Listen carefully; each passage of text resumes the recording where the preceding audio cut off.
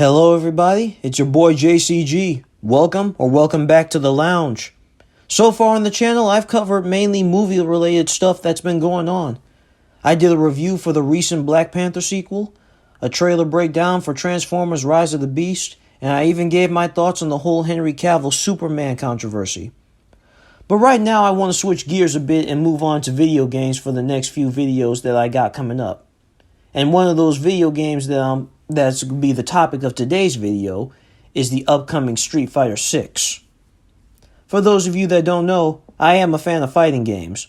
Mortal Kombat, the Injustice games, Dead or Alive, Blaze Blue, DNF Duel, and even Smash Bros. Street Fighter has always been a fighting game that I was interested in, but I never became a legit fan of it until recently. My experience with Street Fighter games isn't big, but I have played at least 3 games in the franchise. My first game was Ultra Street Fighter 4. I haven't played that game in years, actually. I do think SF4 is a good game, but the slower gameplay just wasn't hitting with me. Then I think it was back in 2021 or 22 where I downloaded SF3 Third Strike on my Xbox 360, and I enjoyed it. Granted, I'm not great at the game. In fact, I'm actually pretty trash. But Third Strike is easily my favorite game in the series. Doesn't have the best roster, but it does have the best gameplay. It's fast, it's fun to watch and play, and it created a lot of hype moments within the FGC. I'm of course referring to Evo Moment 37. The last SF game I played was Street Fighter V Champion Edition. Street Fighter V isn't a bad game. Well, it isn't a bad game now. We all know what happened when this thing first launched back in 2016. But even with all the added content, I'm still not satisfied with Street Fighter V, and that's mainly due to gameplay reasons.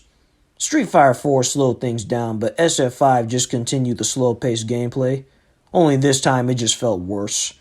Not to mention, SF5 also went into a more live service direction, and I was not a fan of that at all.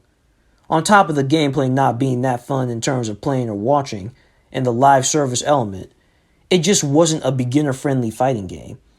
In most cases, this was a game that tried and failed to bring in casuals like me and only alienated them even further. I have no desire to ever play SF5 again in the future. I'd rather play Ultra SF4 again. That being said, I think there's good reason for why I'm beginning to find a newfound love for Street Fighter, because SF6 is looking really good right now. For the first time, I'm actually excited for a Street Fighter game. I mean, legitimately excited, and not just riding the bandwagon like I was during SF5's release. The more I look at gameplay for SF6, the more I'm excited to play it for myself. It looks so much fun, I'm telling you. The gameplay has been sped up, so now it actually looks fun to play and watch. It's not on the same speed level as Third Strike, but it seems to find the perfect balance between fast-paced and slower methodical gameplay. The visuals are great. We all know that the graphics and visual quality of SF5 did not age well. Here, the RE engine Capcom is using is doing wonders for this game. The art style, the character designs, the environments. The game actually looks like it has an idea of what it wants to be, what it wants to focus on. I'm loving how most of the characters play. I know for sure that 2 of my mains are going to be Ken and Kimberly. I'm even looking forward to playing DJ. He looks a lot of fun with the way he moves and fights while dancing to the beat of the music. Another thing I love about SF6 is the inclusion of modern controls. I know I'm in the minority when it comes to this, but I think simple controls or auto combos can definitely help bring in newcomers to fighting games. The reason why I say that is because while I'm not god-awful at fighting games, I wouldn't call myself a pro player either. Like I said, I'm a casual, and some games I'm pretty decent at, while others I can definitely struggle with. To me, modern controls don't really ruin the experience. If anything, they offer an alternative to playing the game how you would like to play it.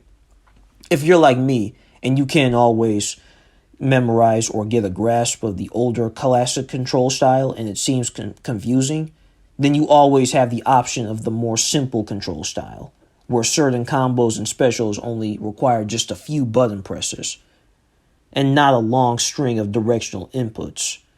And I also want to emphasize that these controls are optional, so players can switch to whichever style fits them best. I'm not a fan of the dynamic type though. I think at that point the game is literally holding your hand and playing for you, and I don't like that at all. Finally, the last thing I think makes SF6 look great is the World Tour mode. It probably won't be a full cinematic story mode like an NRS game or even SF5 story mode, but I love that Capcom added this because 1, it's something new, unique, and fits with the whole theme of SF6, and 2, we get to create our own character and take them around the globe to meet other iconic Street Fighter characters.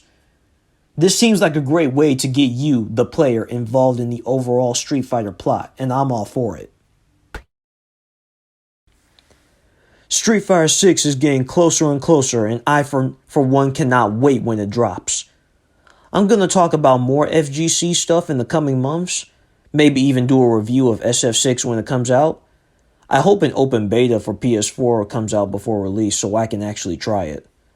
This is definitely a Street Fighter game that, unlike SF4 and 5, I'm going to stick around with in the long run. But Capcom, if you're watching this, can you please fix that terrible box art? Please. Thank you all so much for watching. Please like and subscribe. Leave a comment. Let me know if you're excited for SF6. I'll catch you all in the next video. God bless. I'm out. Deuces.